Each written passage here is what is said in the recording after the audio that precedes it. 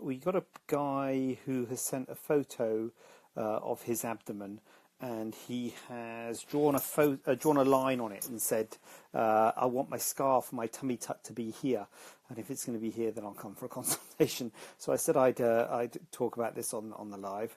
So I don't know if you're here or if you can watch this later, but it's interesting, the position of the tummy tuck scar, because everybody wants their tummy tuck scar to be as low as possible. Everyone is worried that the tummy tuck scar is going to be high and people are going to see it, and they want it as low as possible. And we always want to put the scar as low as possible because we don't want it to be high, we don't want it to be visible when you're in underwear or bikini or what have you. But there's some conflicting forces at play, and if you actually look at the abdomen and look at your abdomen, and this photo is actually quite good. We haven't got permission to show it, but it's because you can see the laxity of the skin, where the laxity of the skin is, and the laxity of the skin is always most in the lower abdomen. And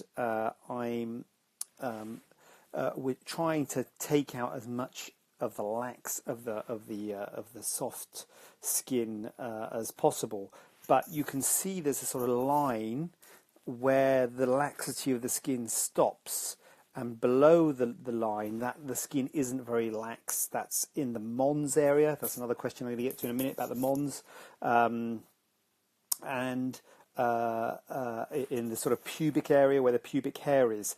And in this particular chap, that skin is not particularly lax, and so where he's put the line, which is actually quite low, you'd be taking out some skin that wasn't the really lax skin which you're trying to get at.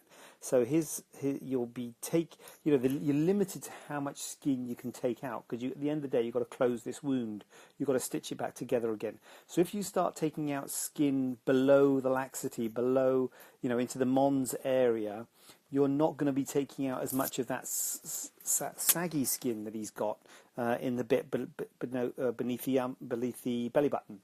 So that's number one. You really want to start your incision where the lax skin is, and the lax skin normally starts just above the mons. Number two is, if you can try and envisage it, we've got to get Sarah into theatres and get some videos of how you do a tummy tuck and what happens with a tummy tuck. But certainly with a full tummy tuck, you are... Oh, we've got some questions coming in. This is good. Oh, this is good. Can I Oh, God. What have I done? I can go live. I've got some questions. Good. Certainly with a full tummy tuck, you go to the bit above. You go to above the belly button, because with a mini tummy tuck, it's a bit different. With a mini tummy tuck, you can go as low as you want, because the upper border of your incision is variable. But with a full tummy tuck, you have to go above the belly button.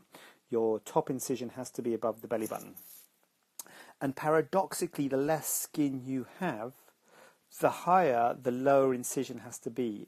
I don't know if that makes sense, because if your top incision has to be above the belly button, that's a fixed point, the belly button, and you're limited to how much skin you've got. If you haven't got a huge amount of spare skin, you can't make a really, really low incision, because then you'd be taking a massive amount of skin out and you wouldn't be able to close it.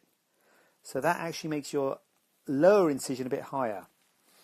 I'll probably need a whiteboard for this to explain this, but you can't actually make the lower scar really, really low, because you're limited to the upper scar.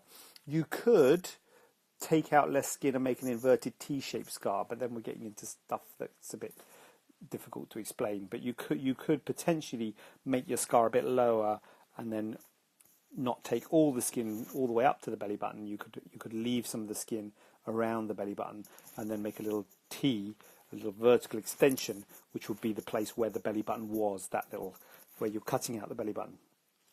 I'm not sure if I've made that clear, but anyway, you are limited. Oh, God, I should have thought this through. You are limited, basically, as to where you can put that lower incision, but we're always trying to make that lower incision as low as possible, but you are limited, first of all, where the skin laxity is, and secondly, by the fact that you've got to make your upper incision at the top. and so and pull it down. So, but we always are trying to make the lower incision as low as possible. We are aware that you want a low incision, but at the same time we're also aware you want to have the skin really tight. So that's the number one thing. We've got to address that skin, and I've got to say the scar settles really, really well, and often settles so it's difficult to see. So the number one thing is to get that skin actually tightened. If you don't want to jeopardize the positioning of your scar in terms of getting the skin less tight, because the whole point of the surgery is to get the skin tight. So obviously you get no scar at all. That's brilliant. Wow, no scar, but no skin tightening. So the point of the surgery is to tighten the skin. And so that's the number one thing. Look, I've got some questions.